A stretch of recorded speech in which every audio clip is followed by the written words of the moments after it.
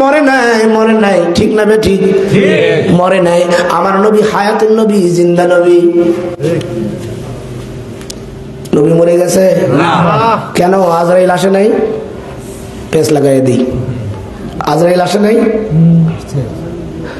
আজরাইল আসছে। আল্লাহু আকবার বলেন। আমি তো আছি। আজরাইল এসেছে আল্লাহর নবীর কাছে। আসসালাতু ওয়াসসালামু আলাইকা ইয়া রাসূলুল্লাহ, হাবিব আল্লাহ নবীজি, আল্লাহ আপনাকে দুনিয়ায় থাকা পছন্দ করতেছেন না, আপনি কি যাইতে চান? সুবহানাল্লাহ বলবেন না? আপনি কি প্রশ্ন করেছেন? যদি আপনি যাইতে চান তাহলে কাজ শুরু করবো, আর যদি না যাইতে চান তাহলে থাকেন। আল্লাহ পারমিশন দিয়েছেন। আল্লাহু আকবার বলেন। বন্ধুগণ, আজরাইল আসিয়া পারমিশন চায়, আপনার আবার চাইবেনি? কারণ নবী তো আমাদের মতো বড় ভাই।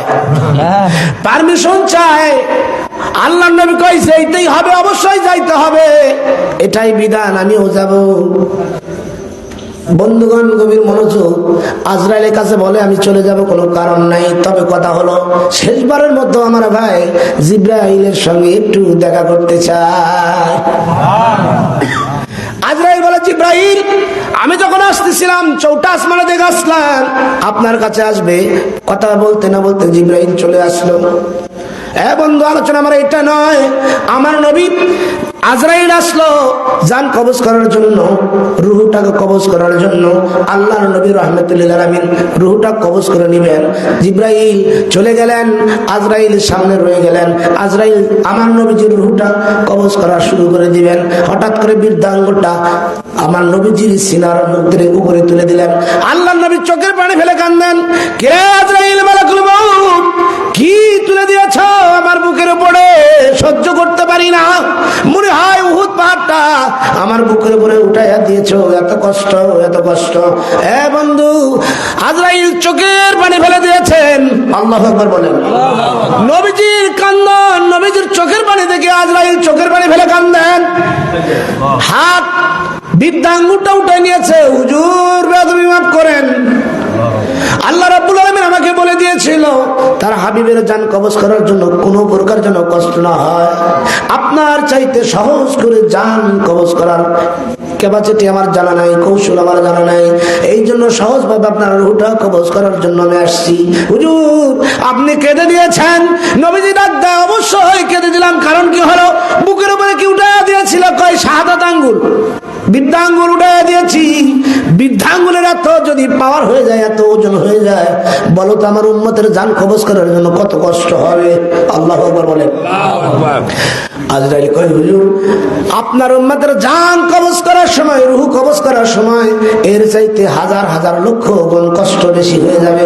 নবীজি চোখের পানি ফেলে কাঁদেন, আজরাইলও চোখের পানি ফেলে কাঁদেন। আল্লাহ নবী আজরাইলকে ডাক দেয়, আজরাইলে তোমার মতো কঠিন আল্লাহ রাব্বুল আলামিন আর কিছু বানাই নাই, তোমার চোখের পানি কি কারণে? আল্লাহর নবী চেহারা মোবারকের দিকে তাকায়া আজরাইল কয়, ইয়া রাসূলুল্লাহ, হাবিবাল্লাহ নবীজি আপনার চোখের পানি আমি সহ্য করতে পারি নাই, এই কারণে আমার চোখের পানি আসছে।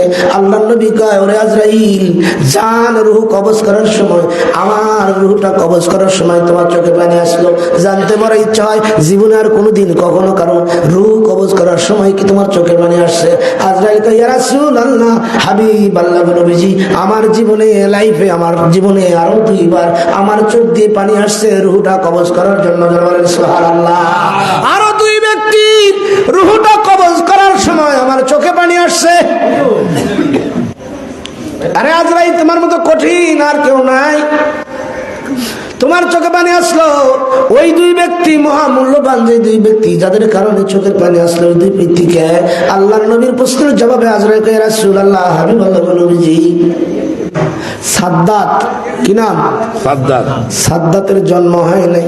সাদ্দাত যখন তার মায়ের পেটের ভিতরে গর্ভে অবস্থায় নদীর মধ্যে চলতেছিল, আল্লাহ রাব্বুল আলামিন হঠাৎ করে তুফান দিয়ে দিলেন, ঝড় বৃষ্টি দিয়ে দিলেন, হঠাৎ করে নৌকাটা অথবা লঞ্চটা উল্টে গেল, সমস্ত মানুষগুলো মরে গেল। একমাত্র সাদ্দাতের মা একটা তক্তা, একটা কাঠের উপরে ভর করে তিনি গর্ভবতী। কাঠের উপরে ভর করে তিনি জীবন রক্ষা করেছেন, কাঠের উপরে চলতেছেন সাগরের মধ্যে। এই যাত্রাতে অবস্থায় হঠাৎ করে আল্লাহ রাব্বুল আলামিন তার প্রসব বেদনা দিয়ে দিয়েছে, সন্তান ডেলিভারি হবে এই বেদনা দিয়ে দিয়েছে। আল্লাহ রাব্বুল আলামিনের কি কুদরত, সন্তানটা প্রসব হয়ে গেল। হঠাৎ করে আল্লাহ রাব্বুল আলামিন ডাক দিল, ওরে মালাকুল মউত, আর দেরি করিস না, আর দেরি করিস না, তাড়াতাড়ি করে সাগরের মধ্যে যা। সন্তান প্রসব করেছে যে মা, ওই মাটার জান রূহ কবজ করে নিয়ে আয়। ইয়া রাসূলুল্লাহ, হাবিব আল্লাহ নবীজি, আমি যখন সাদ্দাতের মার রূহ কবজ করার জন্য আসলাম, চতুর্দিকে তাকায় দেখি পানি আর পানি। আমার কষ্ট অনুভব হলো, সবে মাত্র একটা সন্তান পৃথিবীতে আসলো, মাকে মা বলে ডাকতে পারলো না, বাবার তো কোনো খবরই নাই, এক ফোঁটা দুধ তার মুখে গেল না। এই সন্তানকে এই সাগরের ভিতরে, পানির ভিতরে রাখিয়া তার মাটাকে কেমন করে রূহটা কবজ করে নিব, আমার আর জানাকে ধরে না। ওই দিন কষ্ট অনুভব হয়েছিল, আমার চোখ থেকে এক ফোঁটা পানি এসেছে। জোরে জোরে কোন সুবহানাল্লাহ। রাগ হইতেছেন আপনারা? বোঝা যাচ্ছে কথাগুলো? আল্লাহ নবী ডাক দেয় দ্বিতীয় ব্যক্তিকে, আজরাইল রাসূলুল্লাহ, হাবিব আল্লাহ নবীজি, দ্বিতীয় ব্যক্তিটা ওই সাদ্দাত। দ্বিতীয় ব্যক্তিকে সাদ্দাত। জীবন অনেক বড় হয়ে গেল, এক সময় আল্লাহর সঙ্গে পাল্লা দেওয়া শুরু করলো। আল্লাহ কি দিবে? কয় জান্নাত দিবে। ঠিক আছে, আমি ও জান্নাতের মালিক। নাউজুবিল্লাহ। আমি খোদা। আমি কি খোদা? জান্নাত নির্মাণ করবে, বেহেশত দিবে। ঠিক আছে, বেহেশত নির্মাণ করলেন। বেহেশত নির্মাণ করিয়া যখন বেহেশতের ভিতরে যাবেন, একটা পা একটা কদম রাখবেন। ইন্দিন টাইম আল্লাহ রাব্বুল আলামিন ডাক দেয়, মালাকুল মউত, সাদ্দাতের জানটা কবজ করে নিয়ে আয়। পিছন থেকে ডাক দেয়, ও সাদ্দাত। কয় কে ডারে? আমার নাম ধরে ডাকে, বুকের পাটা তো কম না। কে? পিছনের দিকে তাকাকে, আনা মালাকুল মউত। সাদ্দাত কাতর হয়ে কয়, 1 মিনিট সময় দাও। কয় মিনিট দিবেনি? ও তোর পিছে পিছে ঘুরছে সামন, পিছে পিছে ঘুরছে সামন, কোন দিন গলায় পড়বে বেরি। দেখ না মন ঝাঁক মারি দুনিয়াদারি। ঠিক না ব্যাঠিক?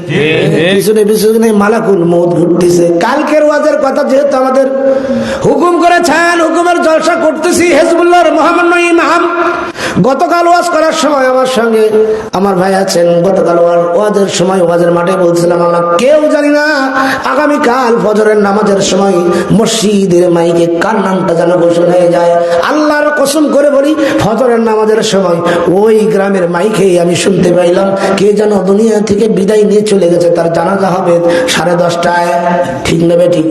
আমরা কেউ জানি? পিছনে পিছনে মালাকুল মউত ঘুরতেছে। আলোচনার বিষয় ওইটা নয়।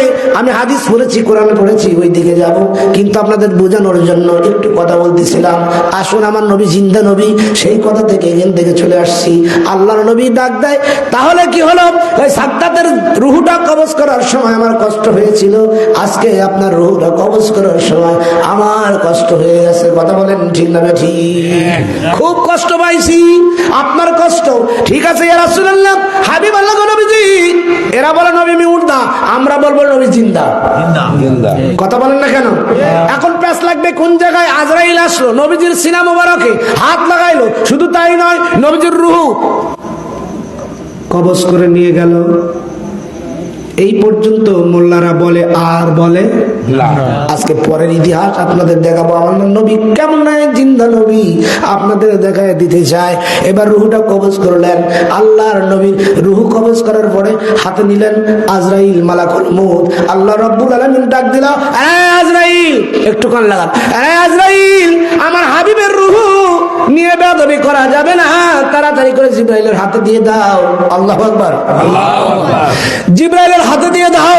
জিবরাইলের হাতে রুহটা ট্রান্সফার করা হলো। জিবরাইল আল্লাহর দরবারে ফরিয়াদ করলেন, রুহ কোথায় রাখবো? মানুষ মরে গেলে 2টা জায়গা নিশ্চিত। কয়টা? হয় ইল্লিন অথবা এই ওয়াজ তো সকলেই জানি। যদি ইল্লিন অথবা সিজ্জিন দুইটার যে কোনো একটাই আমাদেরকে রাখা হবে, রূহগুলোকে রাখা হবে। আল্লাহর দরবারে ফরিয়াদ করে জিবরাইল, রব্বুল আলামিন ইল্লিনে নাকি সিজ্জিনে? আল্লাহ রব্বুল আলামিন ডাক দেয়, খবরদার, বি কেয়ারফুল, আমার হাবিবের জন্য তুলকুল কায়নাত আমি সৃষ্টি করেছি, ইল্লিনে রাখার জন্য নয়, সিজ্জিনে রাখার জন্য নয়। রব্বুল আলামিন তাহলে আপনার হাবিবের রূহ কোন জায়গায় রাখবো? আল্লাহ ডাক দেয়, জিবরাইল, আমার হাবিবের রূহ সৃষ্টি রাজ্যের মধ্যে উত্তম জায়গায় রাখো। সুবহানাল্লাহ, উত্তম জায়গায় রাখো। আল্লাহ রাব্বুল আলামিন হুকুম করলেন, জিবরাইল গোটা সৃষ্টি রাজ্যটা ঘুরে ঘুরে দেখলেন, উত্তম জায়গা খুঁজে পাইলেন না। আল্লাহর দরবারে ফরিয়াদ করে, রব্বুল আলামিন উত্তম কোনো জায়গা পাইলাম না। আল্লাহ ধমক দেয়, জিবরাইল, আমার হাবিবের রূহের সঙ্গে বেয়াদবি করিস না, বেয়াদবি করিস না, কারণ হাবিবকে না বানাইলে আমি তোকেও বানাইতাম না, বেয়াদবি করো না। এ বন্ধু, আজরাইল জিবরাইল কই, ইয়া রাসূল, ইয়া রব্বুল আলামিন, তাহলে রূহ কোথায় রাখবো? আমি সৃষ্টি রাজ্যের মধ্যে উত্তম কোনো জায়গা পাই না। আপনি যদি পারমিশন দেন, আপনার হাবিবের রূহটা আপনার কুদরতি সিনার ভিতরে রাখতে চাই। কোথায় রাখবে? মাইক অনেক দূর, আমি আজকে দেখে এসেছি, অনেক দূর যাইতেছে, অনেক আলেম ওলামা আছে, বলবে মাওলানা ওয়াজ এতক্ষণ ভালোই করতেছিল, এখন দেখি শিরকের দিকে যাইতেছে। কথা হয় না কেন? মানুষ বানাইলেন আল্লাহ প্রেমের কারণে, মানুষ বানাইলেন আল্লাহ প্রেমের কারণে, প্রেমের দড়ি বান্দরে মদিনার সনে, হায় হায় প্রেমের দড়ি বান্দরে মুর্শিদের সনে। মানুষ বানাইলেন আল্লাহ প্রেমের কারণে, মানুষ বানাইলেন আল্লাহ প্রেমের কারণে, প্রেমের দড়ি বান্দরে মদিনার সনে, হায় হায় প্রেমের দড়ি বান্দরে মুর্শিদ। আল্লাহ বানাইলেন কত জাতি, হইল না তার প্রেম প্রীতি, মানুষ বানাইলেন আল্লাহ প্রেমের কারণে, মানুষ বানাইলেন আল্লাহ প্রেমের কারণে, প্রেমের দড়ি বান্দরে মদিনার সনে। কথা বলেন ঠিক না বাজি? এ বন্ধু, গভীর মনোযোগ। আল্লাহ ডাক দেয়, খবরদার, খবরদার, খবরদার, আরে জিবরাইল, আমার নবী সৃষ্টি আর আমি স্রষ্টা, ঠিক না? ঠিক। আমার নবী সৃষ্টি আর আমি স্রষ্টা, এটা আইনের বরখেলাপ হয়ে যাবে। আমার কুদরতি সিনায় আমার হাবিবের রূহ আসতে পারে না। আল্লাহু আকবার বলেন। নবীজি আমার সৃষ্টি, আমি স্রষ্টা, নবীকে সৃষ্টি করেছি, এইটা কেন বললাম? জিবরাইল কয়, রব্বুল আলামিন, তাহলে রূহ রাখবো কোথায়? আল্লাহ ডাক দেয়, আমার হাকিকতটা বুঝতে পারো নাই। অনেক, জিবরাইল, কথার হাকিকত বুঝতে পারো নাই? আমার হাবিবের রূহ রাখার পৃথিবী নয়, সৃষ্টি রাজ্যের মধ্যে কোনো জায়গায় নাই। আল্লাহু আকবার বলেন। আমার হাবিবের রূহ রাখার মতো একমাত্র স্থান, একমাত্র উত্তম জায়গা হলো আমার নবীজির সিনা মোবারক। ও মুন্সির দল, তুমি ওই পর্যন্ত জানো আজরাইল রূহ নিয়ে গেছে, কিন্তু পরে যে নিয়ে আসছে এই খবরটা কি তোমার জানা নাই? আল্লাহ রাব্বুল আলামিন ডাক দেয়, আমার হাবিবের সিনাটাই সর্বোৎকৃষ্ট জায়গা, ওই জায়গায় আমার হাবিবের রূহকে রেখে আসো। এ বন্ধু, জিবরাইল চলে আসলেন, আসিয়া রূহটা আবার নবীজির সিনা মোবারকের মধ্যে ঢুকাইয়া দিলেন। কি দিলেন? প্রশ্ন আসতে পারে, তাহলে মৌলানা সাহেব, নবী উঠে দাঁড়াইলো না কেন? রূহ দিলে তো জিন্দা হয়ে দাঁড়ানোর কথা। প্রশ্ন আসে না? রূহ যদি তার সিনার ভিতরে আসে তাহলে তো দাঁড়ানোর কথা। আগে গ্রামার বলি আপনাকে, কোরআনের মধ্যে দুইটা শব্দ এসেছে। কয়টা? একটা হলো হাইয়ুন আর একটা হায়াতুন। একটা হলো হাইয়ুন আর একটা হায়াতুন। হাইয়ুন শব্দ ওই জন্য ব্যবহার করা হয়, সমস্ত 1 লক্ষ মতান্তরে 2,24,000 নবী রাসূলগণ, সব নবীগুলো হাইয়ুন। আল্লাহু আকবার বলেন। তারাও জিন্দা। তারাও কি? তারাও জিন্দা। এই মগাদেরকে বুঝাবো কি দেরে মুসলমান, নবী মরে গেছে, আমার পীর মরে গেছে, আছে না কথা বলেন।